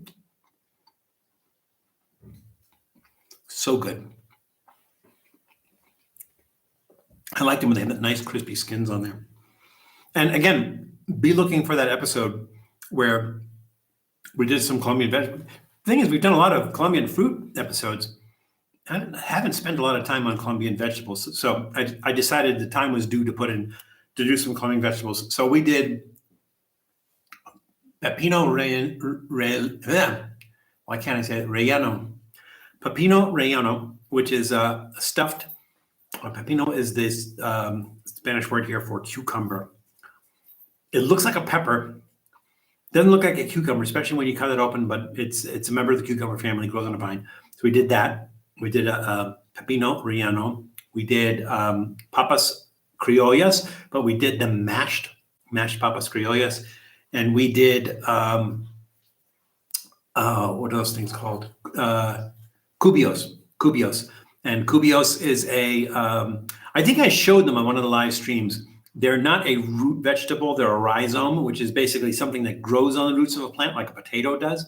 a potato is not a root vegetable, so you don't have like, it's essentially a seed, right? So a potato plant will grow out of a potato, but a potato is not the roots of, is not a root. It's not a root vegetable like a carrot or like a rutabaga or turnip. Those are root vegetables, or beet. Those are root vegetables because the base itself is part of the root of the plant. So the cubio is a rhizome, so it grows on the roots of a plant, and they're really versatile and really interesting. Everything. So I think I have that episode is already scheduled and up. The schedule for February, I might move that up. I might move that one up. I think I will do that. After eating all these varieties of meat, you're going to have poop mélange. Tuber. Yes, tuber. Nashies. That's another name for those. Tubers. They're tubers. No, not really, because it's not like I ate every single piece of all these sausages and meats and stuff like that. I just had like a couple of bites out of each one of them. And like I said, at the end of it, we're going to chop some of that up and we're going to put it on the arepa and we're going to try it like that. Put some ají on that. That's going to be so good. We're going to make our own like arepa sandwich. All right, so now it's dessert time. Let me have another sip of this aguila. How's everybody doing? Are you guys enjoying this? Is this I know it's a little bit different than what we typically will usually do, is we kind of step through snacks, and that's typically what we do. This is a little bit different. I just thought it would be nice to like share a Colombian meal with you guys and kind of get an idea of like what Colombians eat for their meals. And let's do this, and then we have some time, and I want to talk about meals in Colombia. So this is a granadilla, and well, it is different, Jared. But are you enjoying it? Do you like this format? Do you like us? I mean, we're not going to change the format, but every once in a while, I like to change it up and do something different, and that's what I decided to do here. So this is a granadilla. This is called a sweet granadilla. Now, a granadilla is actually a member of the passion fruit family, but this is not like typically passion fruit. I think they're usually like a purple in color. They're a little bit smaller and they're a little bit like softer and juicier. This one has like a really hard, like papery skin on the outside of it. It's called the granadilla. And when I open it up, you'll see why. You'll see how this is a member of the passion fruit family. Again, remember, passion fruit grows on a vine. They have absolutely beautiful flowers. Passion fruit. They just call it passion flowers, and then the fruit off that they call passion fruit, but they don't call it a passion vine. I don't know why, but this is a vine-born fruit, and this granadilla is a member of the passion fruit family. It is like a mukbang. It's fun. Yeah, I think so too. And it'd be nice if we had other people in here too, but I'm here, you're there. But we'll do something. We will do something. All right. It's a cool idea. Glad to see it. You could do more. All right, I will do more. All right, I will make that. I will make that a quest to do more of that, and bring other people in and stuff like that. Jules, you don't mind doing stuff like this, right? We'll do stuff like that. I am going to cut this open, but I'm going to be careful because I have a feeling it's going to be juicy, and I don't want juice going all over the place. But let's see. So you can hear that, how hard that is. And like I said, it's kind of like a hard papery skin. And I'm trying to cut through that. These you have to catch just right, because sometimes they'll go past ripe, and once they go past ripe, they're all dried out inside. I mean, you can hear me sawing through this thing. It's always nice when you go out to when you're staying at a hotel in Colombia and they have like a buffet breakfast and you see these on there. Oh, there we go. Nice. All right. So you can see there inside, they kind of look like passion fruit seeds, right?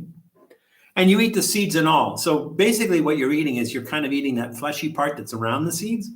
And we're eating the whole thing. I had a spoon. Where's my spoon? I know I had a spoon.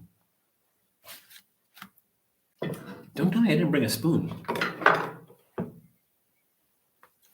Don't go away. I'm going to go get a spoon. I'll be right back.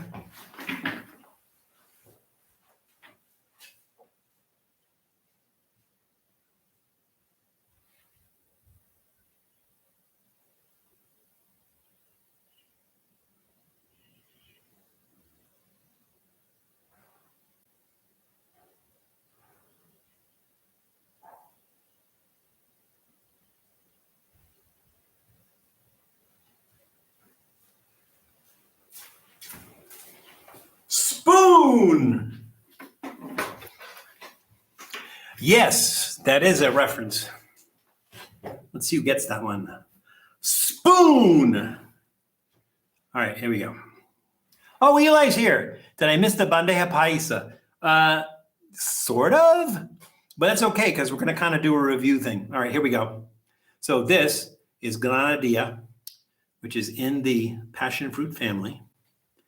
And again, what we're going to do is we're going to get a bunch of those seeds with that fleshy part around it, and that's what we're going to eat.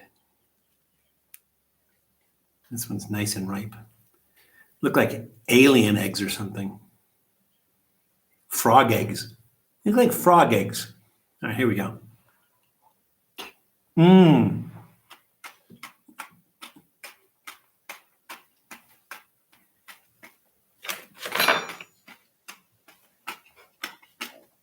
Can you hear those seeds? So it's not like watermelon seeds. These are like really crunchy and they just fall apart, which is why, you eat those. Really, the seeds are like really, really crunchy and just break down to nothing. And that the fruit itself, the part that's around the seed, absolutely delicious. Really hard to describe because it doesn't really taste like anything. Like, it's not citrusy at all. It doesn't taste like mango. It doesn't taste like papaya. It doesn't taste. It's just a completely unique and interesting taste. And to be honest with you, it doesn't even really taste like passion fruit. They use a lot of passion fruit here. What is the name they use for it? Maracuya. There's several kinds of passion fruit down here. So there's maracuya, which is just your basic passion fruit, and they use that for a lot of desserts. Like you can get like a maracuya cheesecake, and they usually put like the gelatinous part with the seeds on top of it. There's the banana passion fruit, which we did. I think we did that last week. We did a banana passion fruit, which they call coruba, and then you have the granadilla, which is also in the passion fruit family. And so there's like, I don't know if you can see, there's kind of like juice in there. So I'm going to try to get like the rest of these seeds with some juice in there. Try that. So good. Now, one of the things I noticed in here is like the other passion fruits, you see those little white bumpy things? So these were in the coruba as well. They look like anemones or something along those lines. And that's what the seeds are attached to. But that's typical of the passion fruit. You'll see those in any type of passion fruit. Do people in Colombia call you parcero? No, they do not. Would that be a bad thing if they did? They do not call me that. I'm actually very friendly here.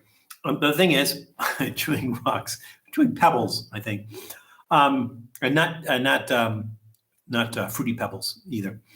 The people here are very friendly, but you have to start out I've learned a lot of Spanish since visiting here, and my Spanish has gotten better. It's not great, but it's better, and I can kind of carry on a conversation.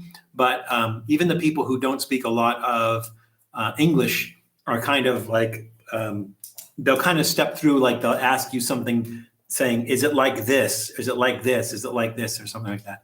And, or I'll ask, es mismo like something, is this like something else? And so, but they're very friendly here. It's not, They're not rude or anything else like that. A lot of people, like people who travel to France, and particularly Paris, and they go like, I hate the Parisians, they're rude. They're not rude. You're going there as an American, you're telling them you're American, you're demanding they speak English. They're not rude. They're just going like, dude, you're in our country. You need to speak our language, right? So if you go to a place like Paris and you don't speak any French whatsoever, you don't even try, they're not going to communicate with you. They're just going to go like, to hell with you. I'm not even going to communicate with you.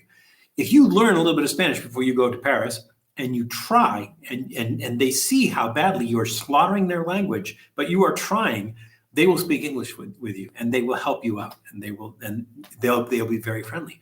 But they're just, the thing is when you're the ugly American and you go to these other countries and you demand, like I'm in the United States, I'm from the United States, I want a cheeseburger. And I want you to tell me a place that has a good cheeseburger. And I'm not even going to ask you in French. I'm going to ask you in English and everything. Yeah, you're going to get the semblance that they're rude because you're in their country making demands of them to make yourself comfortable like you were in the United States, and you're not. You're in another country. So there we go. Parcero meaning like buddy, friend. They do not. They do. They use amigo, but not when they first meet me. And I think honestly, the people that I've met here and that I know call me Valentino. So I don't know. But if they call me that, I won't be offended. Here's what I'm going to do. I have another half of this. I'm just going to eat it because it's so good. That's what I'm going to do. I'm going to eat this. Yep, I'm going to do it. I'm going to eat this. If you, and I think sometimes, occasionally, maybe in a place like Sprouts Farmers Market, you might see these in there. And if you do see these in there, grab them and eat them. What you want to do is if you shake it and it sounds like it's rattling, then it's dried out inside and you're not going to want to eat it.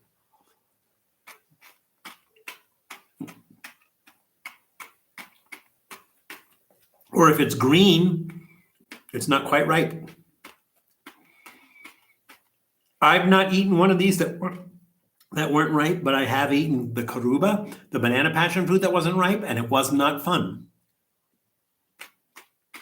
It's like eating a persimmon that's not ripe. How many of you guys have done that? How many of you guys have eaten a persimmon that wasn't ripe? Anybody? Oh, so good. That is so good. I want to do more live streams like this because it's so good. I mean, the snacks thing's okay too. Like I enjoy doing that, but like I said, every once in a while, I like to change things up and do stuff like this. It's a funny memory I have with my mom.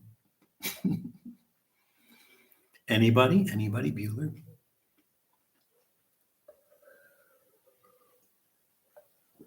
Bueller? Bueller. That guy worked for the Nixon administration. You believe it? Nixon administration. All right, so here's what we're going to do. In lieu of goût mélange, it was like eating alum. Yes, you're right, Nashi. It's exactly what it's like. It dries out your mouth. It completely takes all the moisture out of your mouth. And it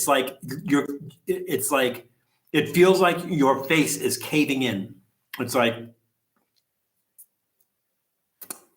like your head is sucking into itself, and your head is caving. It is the nastiest thing. Chiku is another fruit like that. Chiku, which I think is the same thing as the sapote.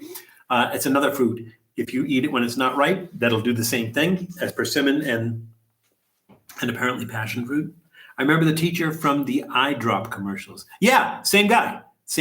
That's what was his name? Ben Stein. He actually worked for the Nixon administration. Ben Stein. All right, so here's what we're going to do. So we have our arepa with the bites taken out of it, and we're, in lieu of doing goût mélange, we're going to make like an arepa sandwich. So we're going to take these fine meats. So here is our salchicha cordera, our lamb sausage, and they're going to cut some pieces of that. That is, look at that red. Look at that color red. It's not even like over the camera, you can't even tell how red that is, but that is red. All right, that ought to be enough of that. So let's put that in there. This is gonna be so good. And we have our morcilla, our blood sausage. Oh, that's gonna fall apart. All right, so let's just scoop some of that out without the casing. As you really get into that, you can really see the color of the blood in there. We went on a tangent. You didn't answer. Did it taste like Chinese sausage? No, it did not. Chinese sausage, I think, is drier, also spicier.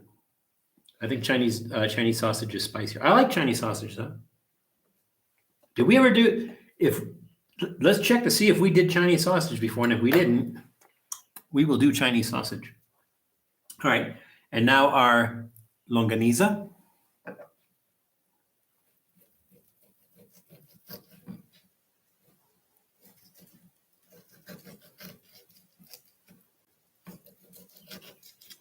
This is some good eating today. I mean, seriously. I like the snacks and everything, but this is otherworldly. And of course, our stuffed chicken neck, we need that. That's going to kind of fall apart when we cut that. So I will just squeeze some of that out into there. There we go. Oh, yeah. Oh, this is going to be so good. And I don't think I'm not going to put the rice or potatoes in there, but I will put some of the plátano maduro, the plantain in there. I will put some of that in there. There's a couple slices of that. I'm going to try to come up with some other way, like some sort of table or something. So you can see, guys, you can see what I'm doing. Because I think I missed that where you guys are watching what I'm doing here. Let's see, is that it? No, let's do this. Let us take some of our ají amarillo. I know it's orange, but it's yellow when you cook it. Let's take some of our ají amarillo, cut some of that up.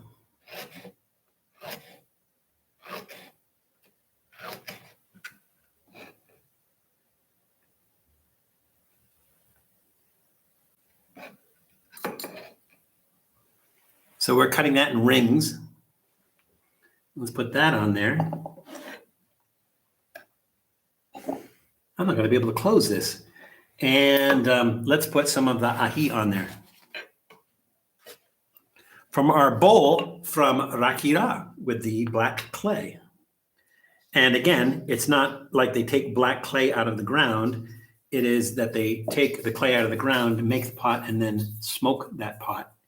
Smoke that pot. That came out differently than I heard it in my head. But they take the pot and they smoke it, and that it turns the clay black. That's how they do that. Doodle, you're out of snacks, and like you've already had enough snacks, and I'm not giving you any of this sausage. I have no idea. It could have garlic and onion all over it, and if I give that to you, you're gonna puke all over the place, and then I'm gonna have to clean that up, and neither one of us are gonna enjoy that. So, all right, so here we go. Here is I don't have a plate. Well, I have the platter. Let's see. It's kind of like a Colombian taco.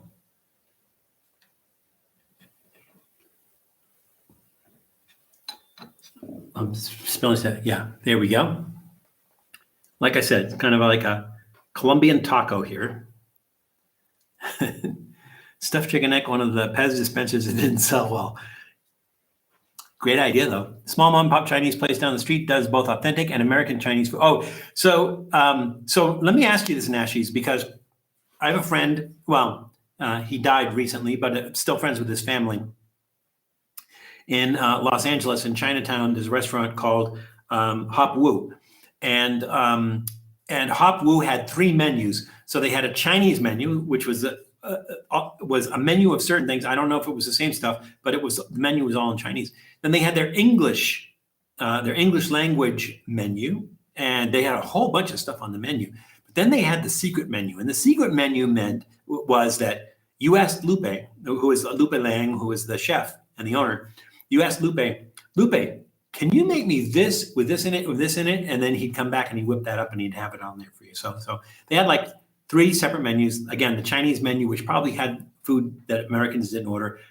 They had the American menu or the English language menu, which had some interesting things on it still. And I think they had 2 frog dishes. And then they had the secret menu, which was basically ask Lupe to make something. Doodle, I know what you're doing. You're hoping I'm going to drop this or drop some of this, and you're going to want to eat it, right? You're going to try to like snatch that out of my hand. But I don't see that happening because there is stuff in here that's probably going to be bad for you. Okay, so here we go. Here is our, I'm not going to call it goût mélange or Colombian taco or something. I don't know what to call it. So was it? There's nothing better than hot and sour soup. Oh yeah, but it can be so disappointing as well. Yeah, absolutely. Yeah, if it's not made just right, but if it's made right, oh my God, it slaps, I think the kids say.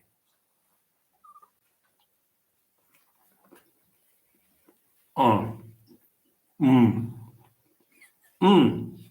that's sweet. Oh, the platinum. I'm sorry. I forgot I put that in there.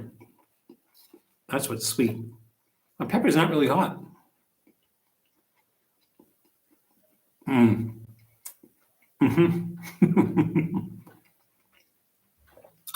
going to make Colombian tacos like this. I'm going to go into business. You have to get bigger arepas though. So you get that little bit of spiciness from the ají pepper, but it does hit. You can feel that, and then you get the sweetness from the plantain, and then you get that savory, meaty goodness.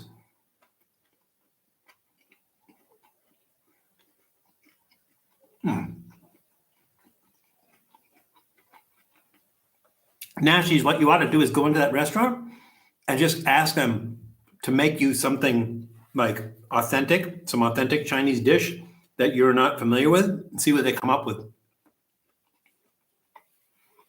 You might not want to ask them what it is.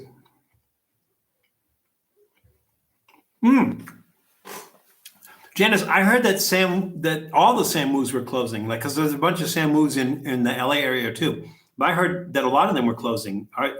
Is that part of that chain?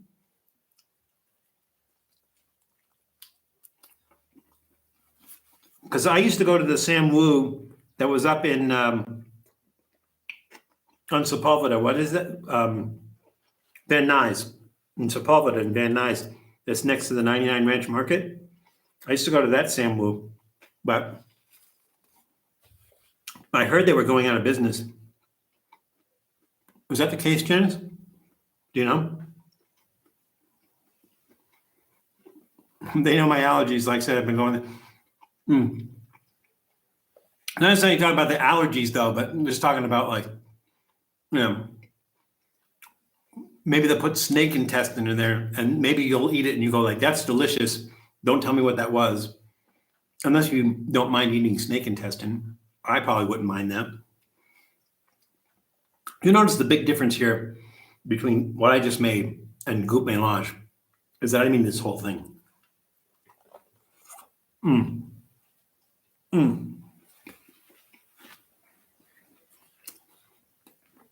Damn, that's good.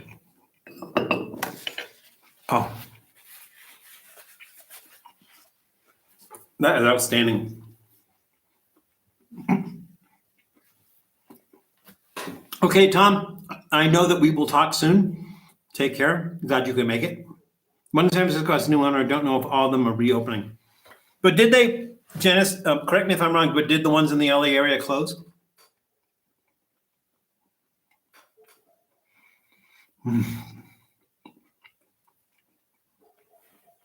A good food hack, if you're a regular somewhere and is not busy, ask them to make what they have for their family working with. Absolutely. And that's the thing about, if you're going to go to an ethnic restaurant, and I say an ethnic restaurant, I mean, like Italian, German, Mexican, Caribbean, Jewish, like a deli or whatever, is look around when you're inside, all right? First of all, look at the clientele. Hey, stop that. First of all, look at the clientele. And then secondly, Doodle, what's gotten into you? What's gotten into you? You want to come up here? Come on up. That's okay. Look at the clientele and then see if you can look in the kitchen and see who's working in the kitchen, right? Now, I say that with a caveat. If you look in the kitchen and you see that there are Mexicans cooking in the kitchen, it's going to be just as good. But like the Mexican line cooks, they can cook anything. But again, look to see who's eating there. Look to see if the people taking a break, the people who work in the restaurant taking a break are sitting in the restaurant eating the food. And if you do, that's a winner and you need to go. But Doodle, are you trying to eat stuff off the keyboard? Are you trying to eat stuff off the keyboard? That's not going to work. Well, it'll probably work for you. The dude is doodling. He's noodling and doodling like a crazy poodling. That is outstanding. Now, again, you will be able to. Why am I all fuzzy? There we go. Again, I know you're looking at this stuff and you're saying, well, Val, that's nice that you can have that, but what am I going to do? I live in the United States. Well, fortunately, there are a lot of good Colombian restaurants. Now, I know in the LA area, there was Fonda Antioqueño, which was really good. There was a couple of other really good, La Maria, which I think is in either North Hollywood or Burbank. I'm not sure. It's somewhere out that way. So there's a few good, decent Colombian restaurants there. In the Boston area, there's one in East Boston. It's right next to the airport. And I wish I could remember the name of it. Julie and I went there. It was absolutely, absolutely delicious. There was another one that we went to in Lowell. I'll try to remember the name. We didn't film there or anything because basically we just got typical stuff that we've covered before. But there was another one in Lowell. So if you look around, I would say, especially if you live in Florida and if you live in like the Miami area, you're going to find some really, really good Colombian restaurants in there. Maybe in Texas as well. A lot of people use Houston as a hub for going back and forth between Colombia and the United States, and you'll probably find a lot of Colombian restaurants there. So, and I think, if I'm not mistaken, you should be able to find you're not going to find the stuffed chicken next there. You're just not. And I can't think of any Colombian restaurant in the United States that does something like that. But like the longaniza, the